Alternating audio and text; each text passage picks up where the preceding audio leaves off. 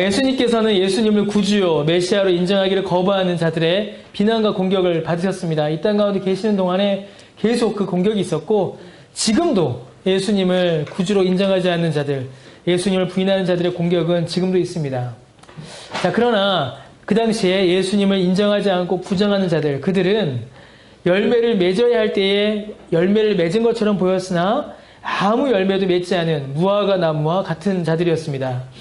주님께서는 그 나무를 말라 죽게 하심으로 그들을 향한 주님의 진노를 나타내셨습니다. 구약의 말씀을 이미 받았음에도 불구하고 참된 메시아이신 우리 주님이 오신 그때에 믿음과 회개의 열매를 맺지 못한 이스라엘을 향한 매우 무서운 경고의 말씀을 주님께서는 이 무화과 나무를 통하여 주신 것입니다. 이 경고는 사실 오늘 본문을 통하여 더욱더 구체적으로 나타나게 됩니다. 주님께서 다시 성전에 들어가셔서 사람들을 가르치셨습니다. 그때 대제사장들과 백성의 장로들이 예수님께 나옵니다. 이들은 이제 매우 특별한 자들이죠, 지금.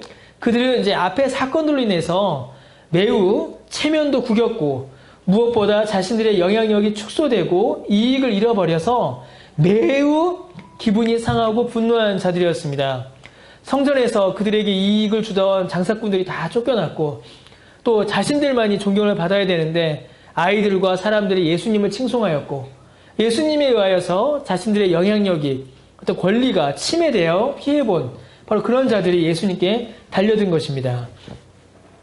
여러분, 항의 중에 제일 무서운 항의가 뭡니까? 항의 중에 제일 무서운 항의가 자기 이익을 잃어버렸을 때의 항의입니다.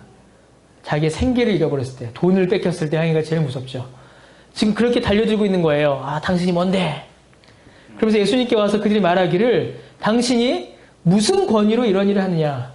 또 누가 이 권위를 너에게 주었느냐? 이렇게 항의합니다. 그러니까 이 부분은 매우 세게 읽어야 돼요. 막 항의, 분노를 담아서 읽어야 되죠.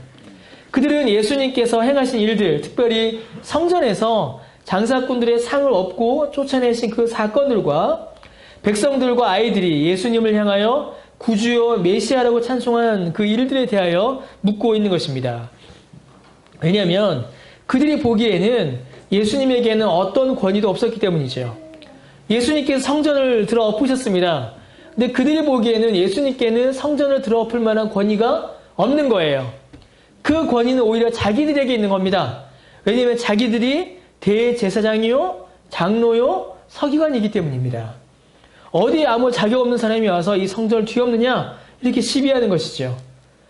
사람들의 찬송을 받을 만한 그 어떤 권위도 예수님에게는 보이지 않았던 겁니다. 우리가 지난주 살펴봤나요? 지난주였나요? 사람들이 예수님께 와서 묻잖아요. 아이들의 찬송을 왜 그냥 두십니까? 당신이 지각이 있는 어른이라면 아이들 조용히 시켜야죠. 이렇게 예수님께 항의하지 않았습니까? 그들이 보기에는 예수님은 아무 권위도, 아무 권리도, 아무 권세도 없는 그런 분이셨습니다. 그러니 그들은 예수님께 와서 시비하죠. 사실 그들은 지금 자신들이 예수님께 하는 이 질문이 얼마나 중요한 질문인지 그들은 알지 못합니다. 예수님께 나와서 당신이 무슨 권위로 이런 일을 하느냐? 누가 당신에게 이런 권위를 줬느냐? 그들은 그저 예수님께 시비 걸기 위하여 이 질문을 하였지만 이 질문은 사실은 너무나도 중요한 질문입니다.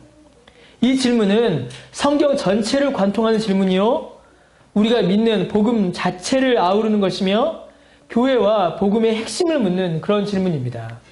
성경 이 66권이 사실은 이 사람들이 하는 그 질문에 대한 답입니다. 너무나도 중요한 질문을 하는 것이에요. 왜냐하면 이 질문, 예수님 당신은 예수라고 했겠죠. 예수님이라고는 안 했겠죠. 예수, 당신은 무슨 권위로 이런 일을 하냐? 누가 당신에게 이 권세를 주었느냐? 이 질문은 무슨 질문과 같냐면, 예수, 당신은 누구인가? 라는 질문과 같은 질문이기 때문에 그렇습니다. 왜 예수님의 행동과 가르치심에 권위가 있으며 왜 그 예수님을 따라야 하는가? 예수님은 누구신가? 예수님이 누구시며 왜 그를 믿고 순종해야 하며 그 예수를 누가 이 땅 가운데 보냈는가? 예수님에 대한 질문인 것이죠. 여러분, 이 질문은 복음의 핵심입니다. 기독교 신앙의 핵심이에요. 지금 오늘 우리에게 늘 던져지고 있고 던져져야 하는 질문이고 또한 교회가 반드시 그 답을 성도들에게 가르쳐야 하는 질문입니다. 그리고 성도라면 반드시 답을 가지고 있어야 하는 질문입니다. 결국 이 질문에 대한 답이 우리의 신앙의 성격과 우리의 신앙의 참됨을 결정하게 됩니다. 여러분, 여러분에게는 이 질문에 대한 답이 있습니까? 여러분, 예수님은 누구이십니까? 왜 우리는 예수님을 믿어야 하며 그분의 말씀에 순종해야 합니까? 예수님에게 왜 이런 권위가 있는 겁니까? 왜 예수님의 말씀을 순종해야 되고 왜 우리는 교회에 나와서 예배해야 하며 왜 예수님을 우리의 구주로 믿고 섬겨야 하는 겁니까? 누가 예수님께 이 권위를 주었으며 예수님의 권위가 어디에서 온 겁니까? 여러분, 여러분에게는 이 질문에 대한 답이 있으십니까? 저는 이제 유아세례 문답을 이렇게 할 때에 부모님들에게 먼저 질문하죠. 부모님들의 가장 먼저 하는 질문이 이겁니다. 예수가 누구인가? 여러분에게 예수님은 누구입니까? 왜 여러분은 예수님을 믿어야 하고 믿고 있고 순종해야 합니까? 여러분, 이게 우리의 신앙이죠. 이 질문에 대한 답이 우리 신앙에 대한 답입니다. 이 질문에 대한 답이 우리 신앙의 본질입니다. 여러분, 이 대제사장들과 장로들은 이 질문이 가진 의미를 알지 못한 채로 주님께 물었습니다. 하지만 주님께서는 그 질문에 대하여 답해 주시죠. 아주 중요하게 또 예수님께서는 그 질문에 답해 주십니다. 자, 그런데 그 답하시는 방식이 매우 흥미로워요. 그들이 예수님께 질문합니다. 그러자 예수님께서는 역으로 다시 그들에게 질문하십니다. 25절에 예수님께서 다시 그들에게 질문하시죠. 예수님은 세례 요한의 권위에 대하여 그들에게 질문하십니다. 24절에 내가 너희에게 한 말을 묻겠다. 그럼 나도 답해줄게. 그래서 25절에 뭐라고 하세요? 요한의 세례가 어디로부터 왔느냐? 하늘로부터냐? 사람으로부터냐? 라고 예수님께서 질문하십니다. 세례 요한의 권위에 대하여 질문하시는 겁니다. 자, 그러면 너희들 먼저 대답해봐. 세례 요한은 누구야? 세례 요한은 왜 그런 거야? 이렇게 질문하시는 거죠. 여러분, 이 대제사장들과 이 장로들은 사실 예초부터 예수님이 누구신지에는 별로 관심이 없었습니다. 그들의 관심은 오직 하나, 그들의 영향력과 그들의 이익, 곧 그들의 돈과 권력에 그들의 모든 관심이 있었습니다. 돈과 영향력에 관심이 있다 보니 그들은 사람들의 시선과 판단을 의식하지 않을 수가 없었습니다. 사람들의 인기, 사람들의 반응을 무시할 수 없었던 거죠. 여러분, 그 당시에 많은 사람들이 세례 요한을 하나님께서 보내신 선지자라고 믿고 존경했습니다. 그러니 그 순간 만약에 세례 요한을 무시하게 되면 어떻게 할까요? 사람들로부터 미움을 받게 되겠죠. 또 반대로 세례 요한을 인정하고 존중하게 되면 왜 세례 요한의 가르침을 무시하고 거부했냐? 라는 비난을 받을 것이 분명했습니다. 그러니까 지금 25절과 26절이 바로 그거죠. 세례 요한이 하늘로부터 왔다라고 답하면 야, 그러면 니들 왜 하늘로부터 온 선지자의 말을 안 들어? 예수님께서 이렇게 하실 거고, 세례 요한이 사람으로부터 왔다 이렇게 되면 많은 사람들이 들고 일어난다는 것이죠. 아니, 어떻게 세례 요한을 그렇게 말할 수 있느냐? 그 위대한 사람을 양쪽으로 다 공격을 받게 되는 겁니다. 그래서 그들은 이제 뭐라고 답하냐면 알지 못한다라고 답합니다. 알지 못한다. 답할 수 없다. 이렇게도 저렇게도 답할 수가 없는 겁니다.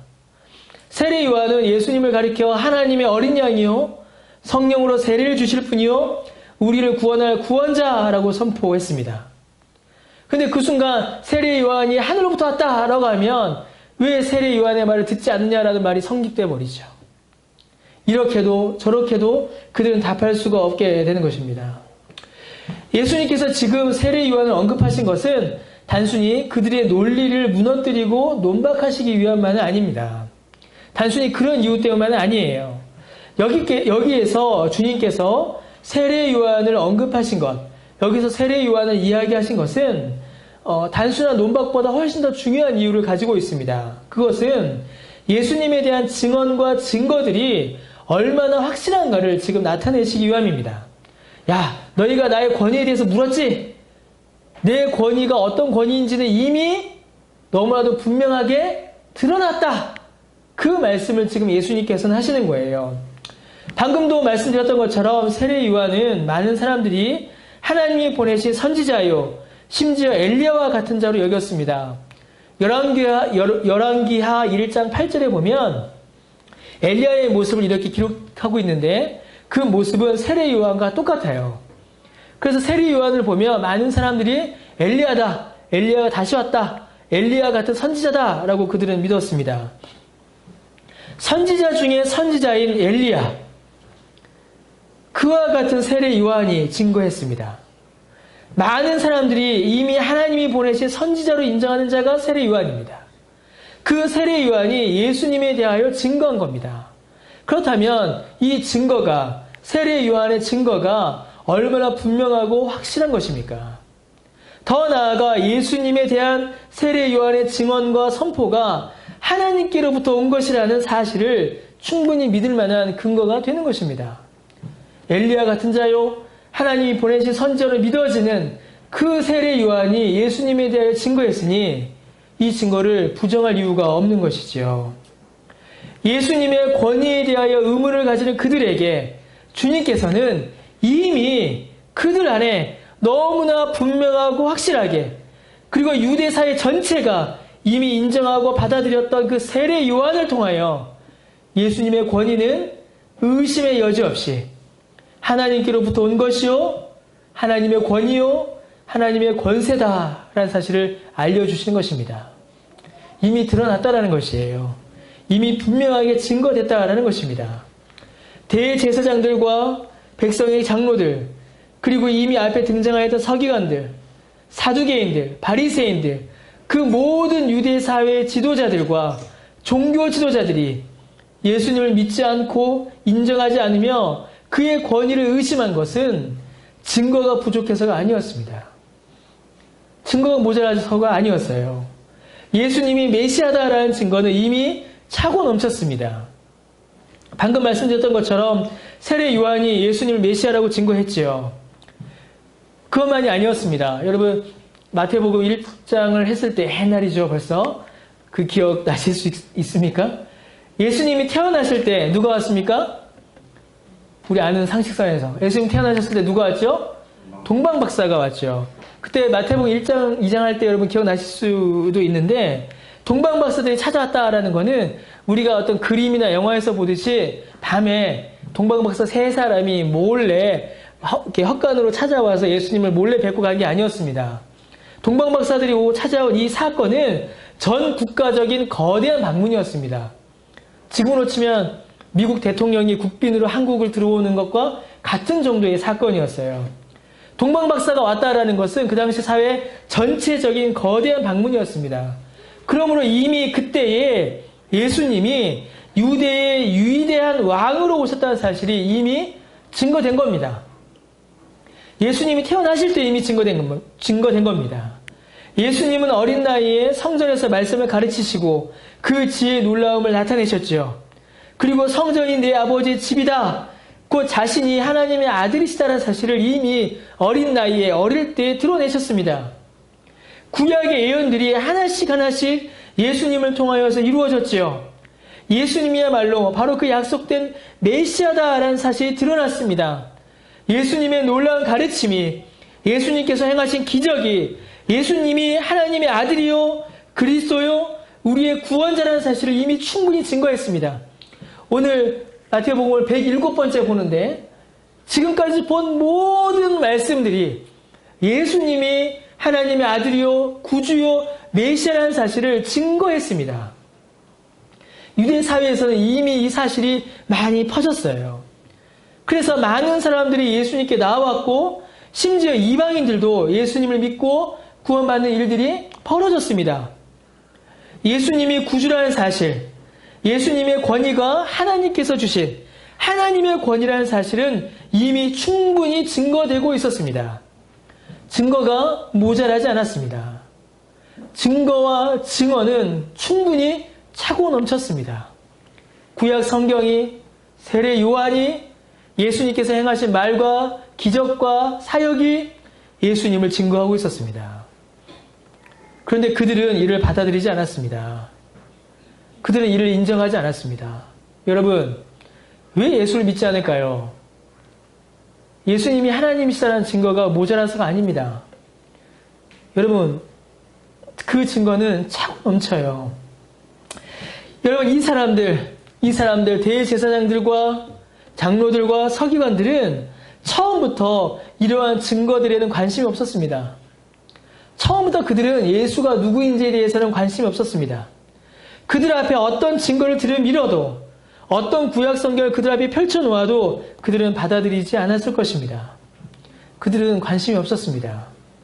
성전에서 하나님을 섬긴다고 하는 대제사장들이 백성들에게 하나님의 말씀을 가르친다고 하는 장로들이 하나님의 말씀을 기록하고 해석하여 가르친다라고 하는 서기관들이 율법을 목숨처럼 지키며 온 백성들의 존경을 받던 바리새인들이 대제사장 가문으로 유대 사회의 정치 권력과 종교 권력을 쥐고 있었던 사두개인들이 그러했습니다. 그들 앞에 그들 주위에 예수가 그리스도라는 증거가 너무나도 많았지만 그 증거가 차고 넘쳤지만 그들은 이 증거를 받아들이지 않았습니다. 그 증거를 인정하지 않았습니다. 그들에게 먼저 말씀이 주어졌지만 그들은 이를 받아들이지 않았습니다. 여러분, 그들은 처음부터 진리에 관심이 없었기 때문입니다. 그들은 처음부터 성경의 진리, 하나님의 진리, 거기에는 아무 관심이 없었습니다. 그들의 관심은 오직 돈과 권력에 있었습니다. 그들은 종교를 팔아 돈과 권력을 소유하는 일에만 모든 관심을 기울였을 뿐입니다. 그들은 종교로 사업을 했지 종교로 진리를 찾지 않았습니다. 그들은 진리에 관심도 없었고 진리를 소유하지도 않았으며 진리를 전하지도 않았습니다. 사랑하는 성도 여러분, 이것이 과연 그들만의 문제일까요?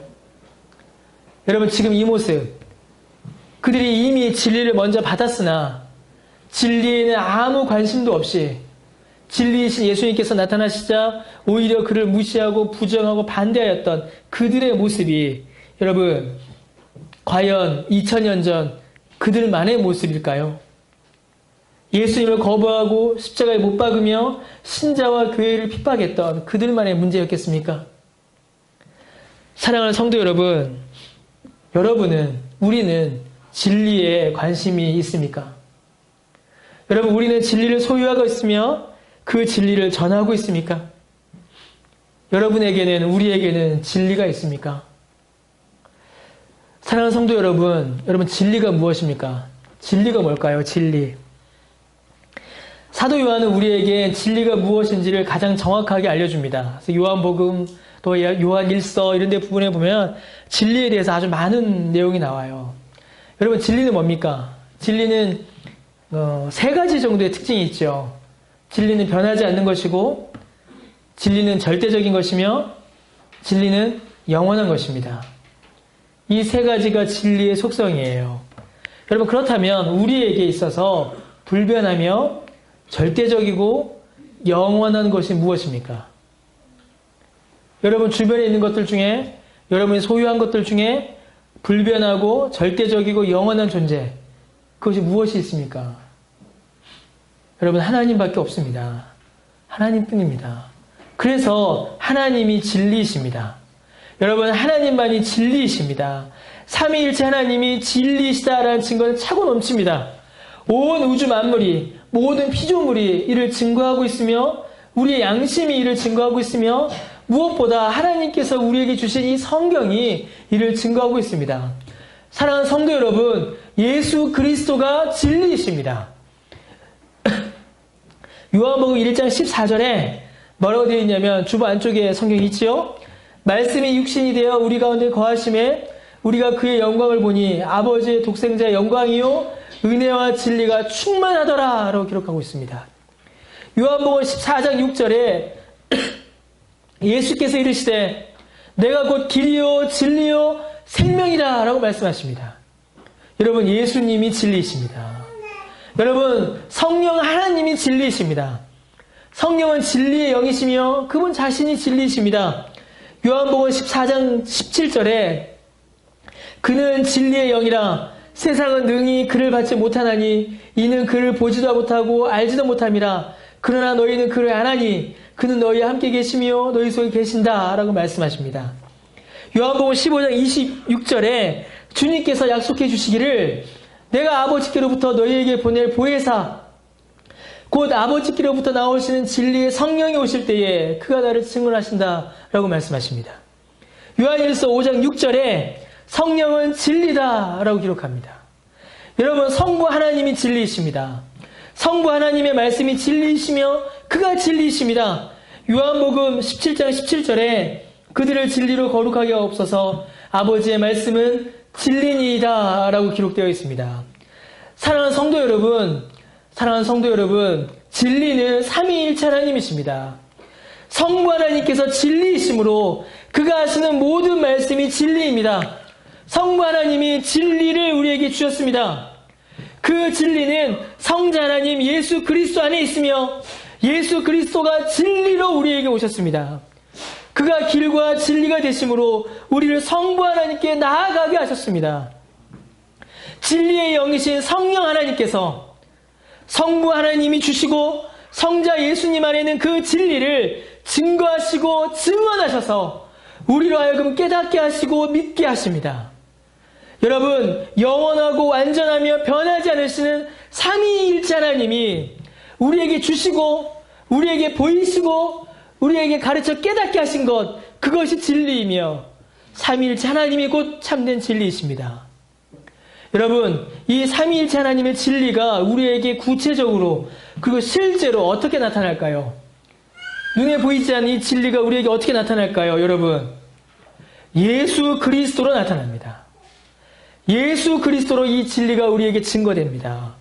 성부 하나님께서 보내신 진리, 성령 하나님께서 증거하시는 그 진리가 예수 그리스도 안에 있으며 예수 그리스도가 진리이십니다. 그래서 삼위일체 하나님이 진리이십니다 라는 말은 성부 하나님이 진리이십니다, 성령 하나님이 진리이십니다, 성자 하나님이 진리이십니다 라는 말과 같고, 이 세 말을 하나로 합칠 때에 예수 그리스도가 진리이다 라는 말로 합쳐지는 것입니다. 여러분, 예수 그리스도가 진리입니다. 예수 그리스도만이 진리이십니다. 사랑하는 성도 여러분, 여러분은 진리에 관심을 기울이고 있습니까? 우리는 진리를 찾고 구하며 진리를 소유함으로 기뻐하고 있습니까? 여러분, 하나님을 더욱 알고 싶어 하십니까?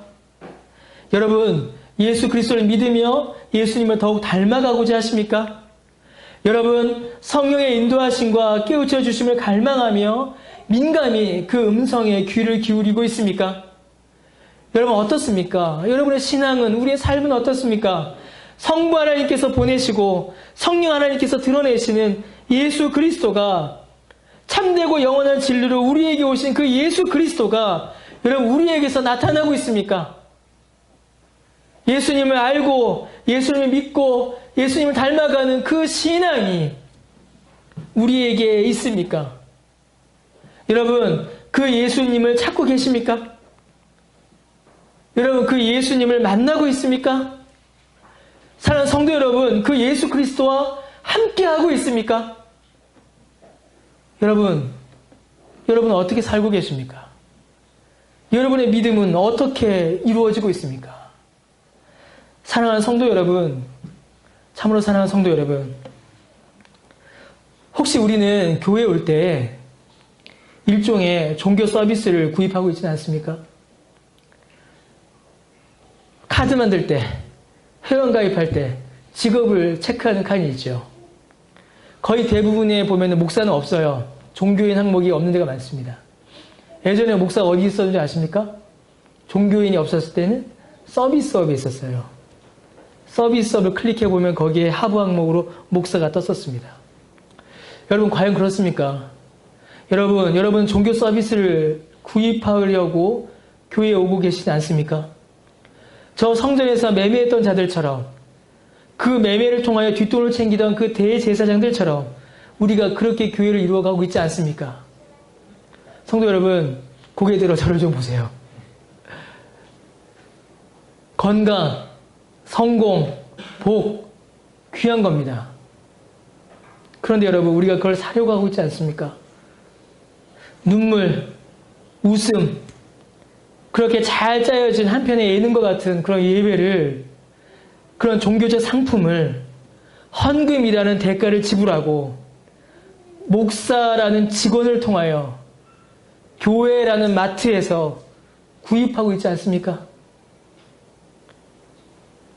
여러분, 그렇게 하고 있지 않으세요? 2000년대 초반에 전 세계 교회를 휩쓴 교회론이 하나 있었습니다. 뭐냐면 멀티플렉스 처치예요. 멀티플렉스가 뭐죠? CGV, 메가박스 같은 데죠. 예전에는 극장 하나에 가면 영화 하나만 했지만 이제는 칸을 줄여서 자기 입맛에 맞는 영화를 여러 편 하죠. 교회도 그렇게 해야 된다. 그래서 고전적이고 전통적인 예배를 원하는 사람은 그 시간에, 젊은 사람들이 현대적인 예배를 원하는 사람들은 그 시간에 그렇게 입맛에 맞게 예배를 쪼개고 교회를 쪼개는 일들이 있었습니다. 마치 마트에 가서 자기가 원하는 상품을 골라내듯이 교회에서 목사가 한 사람의 목사만 설교하는 것이 아니라 동시간에 여러 목사가 설교하여서 자기 입맛에 맞는 목사를 찾아가게끔. TV에서 채널 바꾸는 것과 뭐가 다릅니까? 극장에 가서 자기가 원하는 영화를 찾는 것과 뭐가 다릅니까? 여러분, 그게 교회입니까? 그게 예배입니까? 그 사람들과 여기 나타난 이 성전에서 매매하는 자들과 뭐가 다릅니까? 여러분, 그것으로 교회와 목사를 평가하고 있지 않습니까? 여러분, 그것으로 교회다라고 생각하고 있지 않습니까? 여러분, 우리 교회가, 우리의 신앙생활이 벌써 그렇게 되어가고 있지 않습니까? 사랑하는 성도 여러분, 예수 그리스도는 어디에 있습니까? 참된 진리이신 예수 그리스도는 도대체 어디에 있는 겁니까? 모두가 예수를 말하는데 왜 교회에서 예수가 보이지 않습니까? 모두가 성경을 이야기하는데 왜 교회에서 진리의 말씀이 증거되지 않고 있는 겁니까? 모두가 성령을 이야기하고 모두가 성령 충만을 이야기하는데 왜 교회에서는, 왜 성도의 삶에서는 성령의 인도하심이, 성령의 거룩하게 하심이 보이지 않는 겁니까? 여러분, 왜 그토록 번성했던 성전에 진리가 없었을까요? 왜 이토록 눈부시게 세계 기독교 역사상 유례를 찾아볼 수 없는 부흥을 경험한 한국교회에 왜 예수 그리스도가 나타나지 않는 것일까요? 사랑하는 성도 여러분, 진리를 붙잡으십시오. 예수 그리스도를 붙잡으십시오. 예수 그리스도를 찾으십시오. 여러분, 목사에게 예수 그리스도를 들려달라고 요구하십시오. 목사에게 예수 그리스도를 보여달라, 예수 그리스도를 알려달라라고 요구하십시오. 목사에게 예수 그리스도를 가르쳐달라라고 요구하십시오. 그게 교회이고, 그게 신앙생활이고, 그게 믿음입니다. 그래서 예수를 믿고, 예수를 알고, 예수를 닮아가는, 그래서 참된 진리의 영이신 성령으로 충만한, 참된 진리의 아버지이신 성부 하나님의 말씀의 인도를 받는 하나님의 자녀가 되십시오. 그 하나님의 자녀로 살아가십시오. 여러분, 그 은혜를 간구하시기 바랍니다. 그 은혜를 찾으시기 바랍니다. 여러분, 늦어도 좋습니다. 조금 늦게 가도 괜찮습니다. 여러분, 오늘 말씀 예수님이 뭐라고 하셨습니까? 처음에 순종했다가 도망간 아들이 아니라 처음에 불순종했다가 이후에 그 뜻을 깨닫고 돌이켜 회개하며 아버지에게 순종한 아들이 훨씬 더 착하고 귀한 아들이다 라고 말씀하셨습니다. 아는 척, 가진 척, 거룩한 척 하면서 예수 그리스도를 부인하고 진리를 받아들이지 않았던 그들보다 비록 세리이고 비록 창녀라고 하여도 세리와 창녀는 이스라엘 회중에 들지도 않았고 헌금도 못 내던 사람들이었습니다. 그런 사람들이 할지라도 거룩한 건 하나도 없어도 자랑할 거 하나도 없어도 진리이신 예수님을 알고 믿으며 그에게 돌아온 세리와 창녀가 더 복되며 하나님의 나라에 들어간다라고 우리 주님께서 말씀하셨습니다. 사랑하는 성도 여러분, 늦어도 좋습니다. 천천히 가도 좋습니다. 그거 아무 상관없습니다. 지금까지 어떤 삶을 살았는가 중요하지 않습니다. 그것을 반복해도 된다는 얘기는 아닙니다. 죄에 머물면 안 되죠. 그러나 여러분, 우리가 죄에 묶여 주 앞에 나오지 못하는 것은 하나님의 뜻이 아니라 사탄이 기뻐하는 일입니다. 사단의 일입니다. 사랑하는 성도 여러분, 진리이신 예수 그리스도에게로 오십시오. 진리이신 예수님을 찾으십시오. 진리이신 예수님을 구하십시오. 그러면 어떤 일이 벌어질까요, 여러분? 우리 주님이 요한복음 8장 31절과 32절에 약속해 주셨습니다. 그러므로 예수께서 죄송합니다. 그러므로 예수께서 자기를 믿은 유대인들에게 이르시되 너희가 내 말에 거하면 참으로 내 제자가 되고 진리를 알지니 진리가 너희를 자유롭게 하리라 라고 약속해 주셨습니다. 예수님께 나아와 예수님의 말씀에 거하고 예수님을 믿으면 예수님의 제자가 되고 진리를 알게 되며 그 진리로 인하여서 자유롭게 된다라고 말씀하셨습니다. 그 진리가 뭘까요, 여러분? 마음대로 살아도 되는 그 자유가 아닙니다. 죄로부터의 자유이죠. 죄의 억압으로부터, 죄의 두려움으로부터, 심판의 염려로부터, 죄로 인하여 겪게 되는 모든 고통과 절망과 낙심으로부터 자유하게 되는 것입니다. 여러분, 진리가 주는 자유, 삼위일체 하나님께서 주시는 영원한 생명의 자유와 영광을 여러분들 누리시길 바랍니다. 여러분, 원래 오늘은 종교개혁 기념주일입니다. 10월 마지막 주일이죠. 제가 얼마나 정신이 없는지 그것도 안 썼습니다. 내일이 10월 30일 루터가 그 95기자 방방문을 붙이고 종교개혁이 시작된 날이죠. 여러분, 종교개혁이 뭡니까? 종교개혁 별거 아닙니다. 오늘 말씀입니다. 진리를 다시 회복한 겁니다. 진리를 잃어버린 채로 교회도 성도들도 모두가 진리를 잃어버린 채로 예수 그리스도를 잃어버린 채로 성부 하나님의 말씀을 잃어버린 채로 성령의 인도하심을 잃어버린 채로 살아가던 그 교회와 그 성도가 다시 진리를 회복한 겁니다. 하나님의 말씀을, 성령의 인도하심을, 예수 그리스도의 그 구원의 은총을 다시 확인하고 그 진리로 새롭게 된 것, 그것이 바로 종교개혁입니다.